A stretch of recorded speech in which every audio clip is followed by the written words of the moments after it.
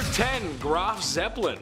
I wouldn't blame you if you never heard of this beast, but back in the 1940s, aircraft carriers were all the rage, combining the air support and air superiority of airplanes and the naval capabilities of a large ship. They were effective and kind of defined that era. That being said, these bad boys were extremely expensive and tough to build. The Graf Zeppelin was to be the cornerstone of the German naval power, except it never really saw any use. By the end of 1945, Germany was sitting in the timeout corner yet again, and the Soviets, well, not having their own aircraft carrier, thought why not borrow the keys? Makes sense. Well, the test drive just wasn't working out, so they decided to use it as target practice. The large vessel now rests 260 feet below the Baltic Sea and was only discovered in 2006. It's kind of cool. Number 9, the Bismarck. More German naval power flexing. The Bismarck was one of 2 battleships meant to show off that Germany, meant business. Massive ships with a length of 251 meters and a crew of almost 2,000. She was a beast of the seas. After engaging in only a few military operations, her legend quickly made the Royal Navy shiver in their timbers.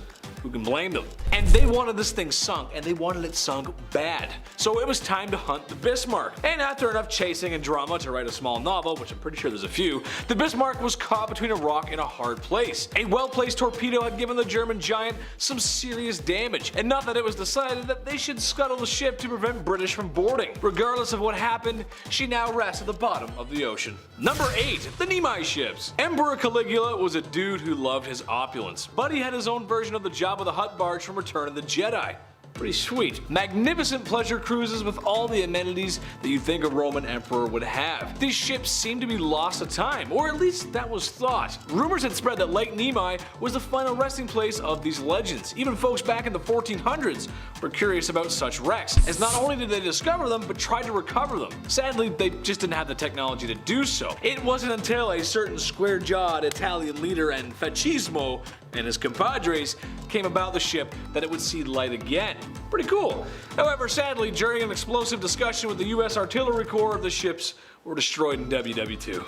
Pretty cool though, pretty cool. Number 7, the Yamato. You didn't think the Germans were the only bad boys in the ocean with a big old battleship, did you?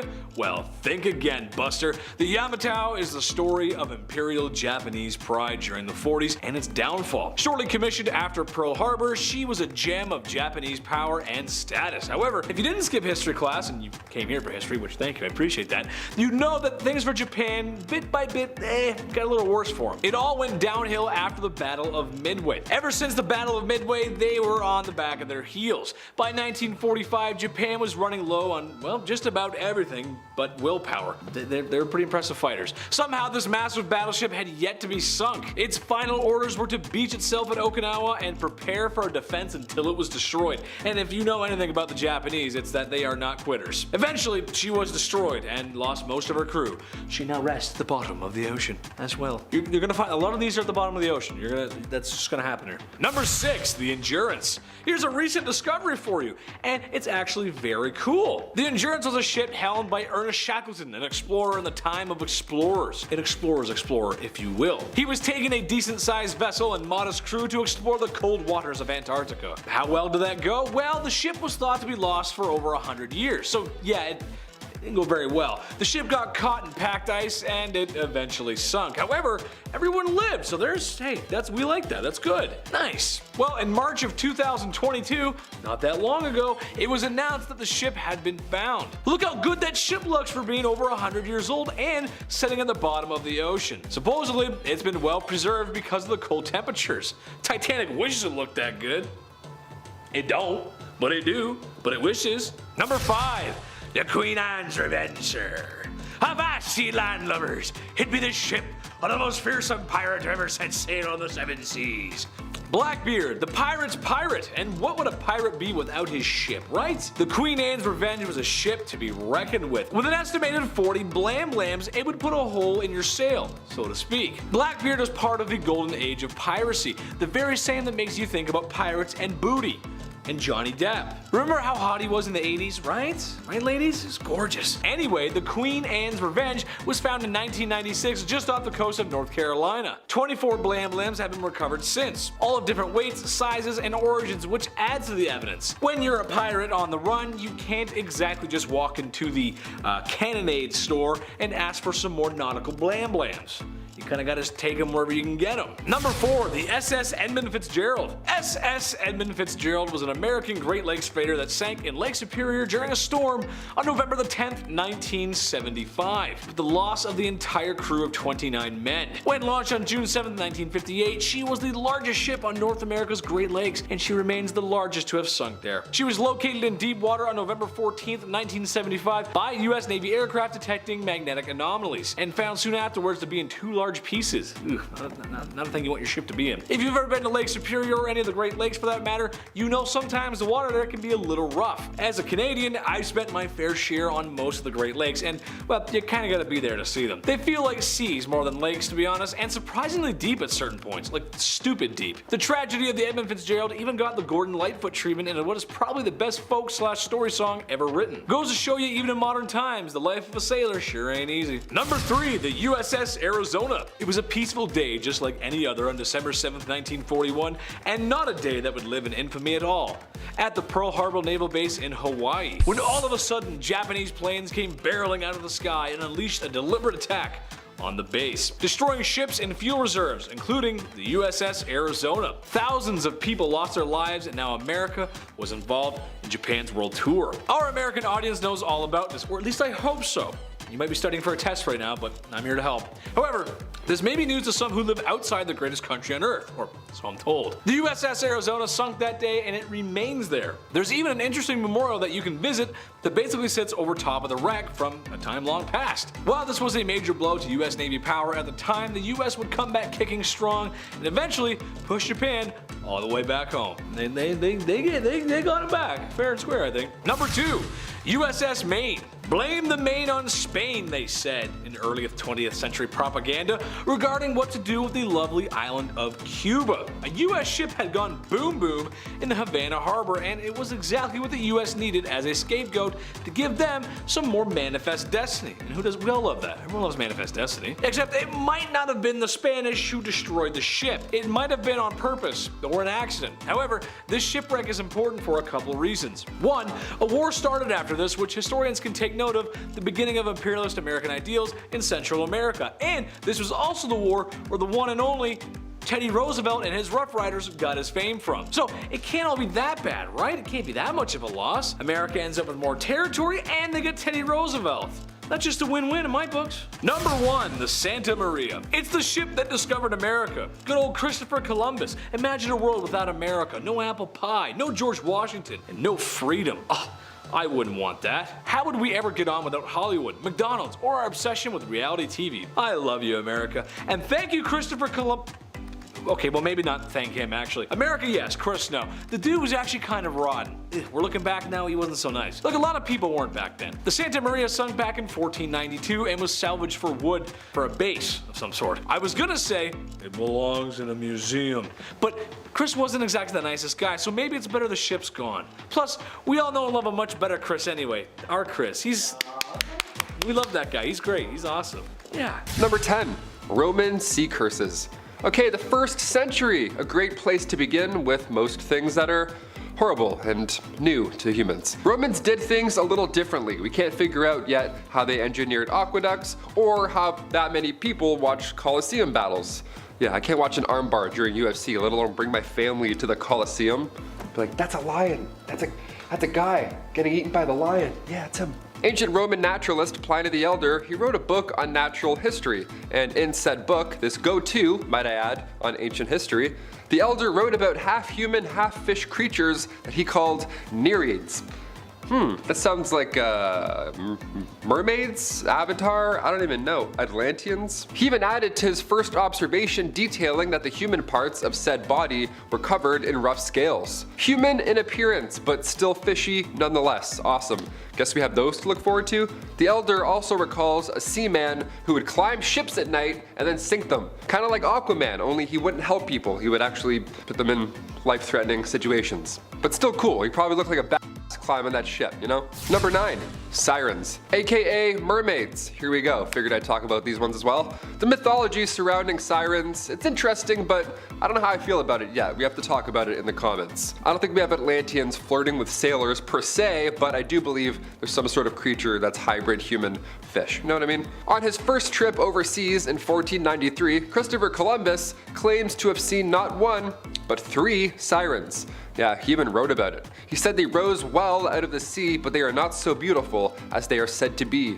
Okay, he's rhyming, that's always fun. Thank you, Columbus. For their faces had some masculine traits. That's what he added afterwards. I would think I'd be a very cute mermaid. Honestly, thank you so much. I could probably trick Christopher Columbus and be like, hey, come to this island. Just wave in and do my little fish thing, whatever. So what did Christopher Columbus see? I mean, when it comes to correctly identifying places and or people, obviously Chris can get confused. He's not really our go-to guy, I don't think anymore. So historians believe Columbus may have seen a few manatees and not mermaids. Either way, I'm like, you know what? Both are kind of terrifying to see out of nowhere. Number 8, the Kraken. For ages now, sailors from Norway and Greenland have shared tales of this giant sea monster, and you've probably heard about it as well. Or if you've seen the hit franchise, Pirates of the Caribbean, you've probably seen it in IMAX. Tentacles big enough to pluck you out of your boat. This thing is terrifying, right? We all know about the Kraken. In 1857, Danish naturalist Jepeda Steenstrup found a large squid beak, and soon after was sent parts of another specimen from the Bahamas, okay? So something was out there. He concludes that the Kraken is real and that this was proof, and that these parts were maybe part of a species of giant squid called Architeuthis dux, which translates to ruling squid in Latin. Very little is known about giant ruling squid, of course because they're so hard to track, but we did get a photo of one in 2005 and a video of another in 2013. Number 7, Yellow Brick Road.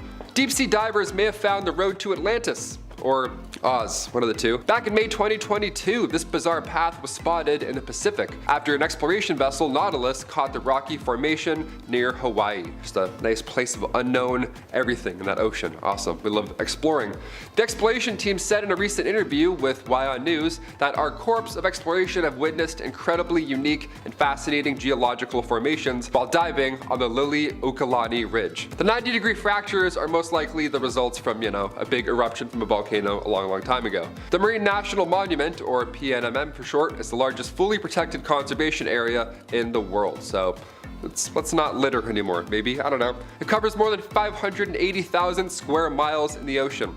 So far we've only discovered 3% of its seafloor, so I'm sure there's many more discoveries of roads apparently leading to Atlantis. Let's hope. Number 6, the Great Lakes Griffin. Back in 2018 in Lake Michigan, diver Steve Liebert found what he believed was the holy grail of Great Lakes shipwrecks.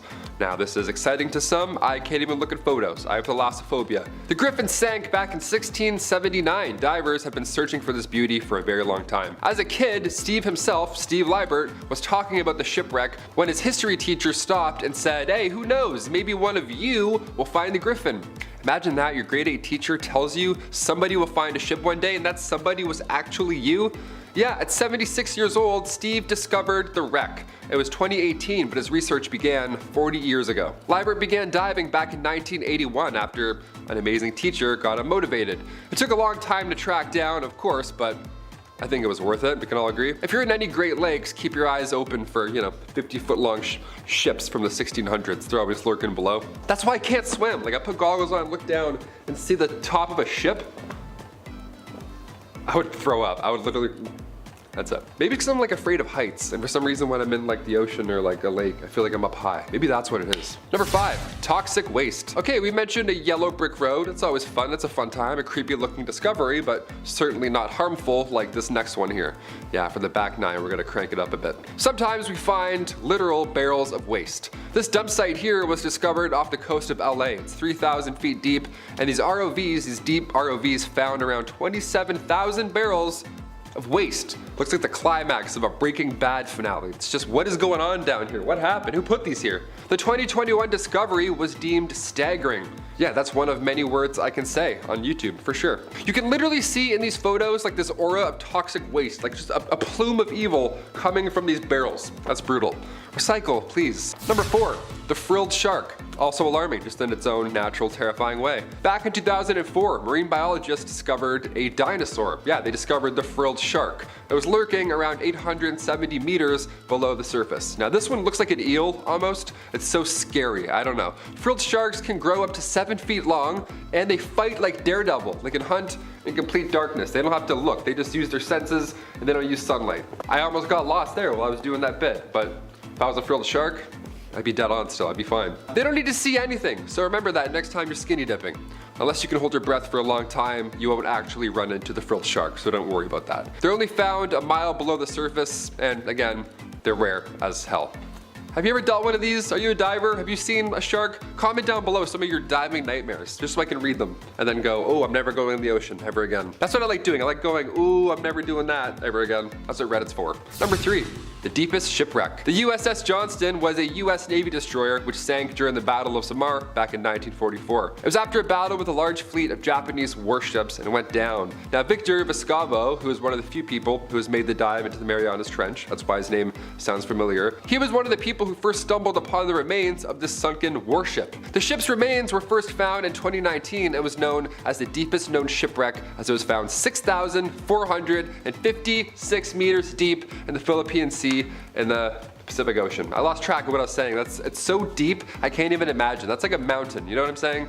We have a new record holder, believe it or not. Yeah, the world's deepest shipwreck was discovered 4 miles underwater in the Philippines. Yeah, this is now the world's deepest shipwreck that was ever discovered. This is terrifying. I want to move on right now. I'm gonna throw it. Number 2, loud ocean heat. This is just naturally and so scary. Here we go. How depressing is this one? Okay, back in 1991, scientists lowered these massive speakers, like nightclub subwoofers almost, into the waters at Heard Island. Also, like Heard Island speakers, is this a bit? I wish I was making this up. They made the pun for me. They did my job. I'm upset. These speakers emitted low frequency sounds all across our oceans. Now these signals were later picked up by receivers near California and Bermuda. And these signals contain information on the temperature of our oceans. Our oceans absorb more than 90% of energy left from global warming. Doesn't help when we lower 27,000 barrels of into it. So let's just maybe stop that for a bit. There were a few scientists who at the time were also concerned about how these low frequency sounds may be affecting our ocean life. Yeah, what does that sound like to a beluga whale? And finally, number 1, the Vasa Shipwreck.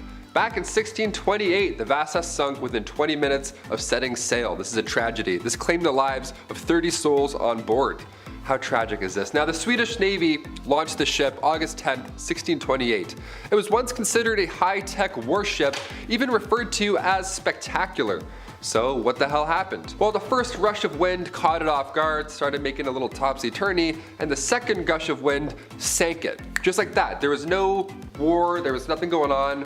Just a bottle of clink, and then it went down. So fast. It's like the scene in Shrek where it sinks fast comedically, but this was real life, so it wasn't comedic at all. It was actually rather terrifying. There was a crowd around and everything to send it off, but the 64 bronze cannons that were installed during the rushed process of building the warship, they were deemed too heavy, evidently. The lack of oxygen in the water allowed for its rediscovery to continue its story. That's how we know how she went down. The Vasa was built with carvings all around the king at the time, King Gustav II. So when the wreck was discovered in 1961, 95% of the wood was still intact. It's deep, dark, and cold. Yeah, nothing affects it. Humans focusing too much on naval warfare rather on if the ship can actually stay afloat. That's definitely a human problem. I can't tell if this is a curse or just humans being humans, but yeah, stop installing 64 bronze cannons.